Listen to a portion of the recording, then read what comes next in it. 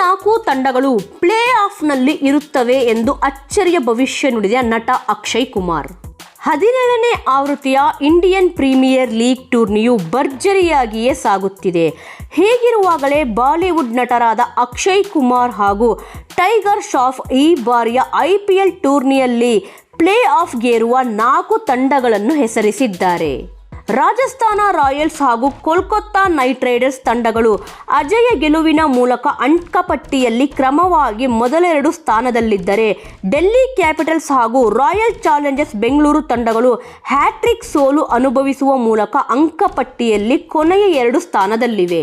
ಹೀಗಿರುವಾಗಲೇ Bollywood star ನಟರಾಗಿರುವ Akshay Kumar ಹಾಗೂ ಟೈಗರ್ ಶ್ರಾಫ್ ಈ ಬಾರಿಯ IPL ಟೂರ್ನಿಯಲ್ಲಿ ಪ್ಲೇ ಆಫ್ ಪ್ರವೇಶಿಸಬಲ್ಲ 4 ತಂಡಗಳು ಯಾವುವು ಎನ್ನುವುದರ ಬಗ್ಗೆ ಅಚ್ಚರಿಯ ಭವಿಷ್ಯ ನುಡಿದಿದ್ದಾರೆ.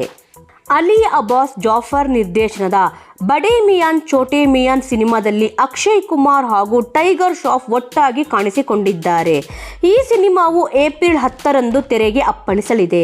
ಈ ಸಿನಿಮಾ ಪ್ರಮೋಷನ್ನಲ್ಲಿ ಪಾಲ್ಗೊಂಡಿದ್ದ ಅಕ್ಷಯ್ ಕುಮಾರ್ ಹಾಗೂ ಟೈಗರ್ ಶ್ರಾಫ್ 2024ರ IPL ಟೂರ್ನಿಯಲ್ಲಿ ಪ್ಲೇ ಆಫ್ ಪ್ರವೇಶಿಸಬಲ್ಲ ತಂಡಗಳ ಬಗ್ಗೆ ಭವಿಷ್ಯ ನುಡಿದಿದ್ದಾರೆ.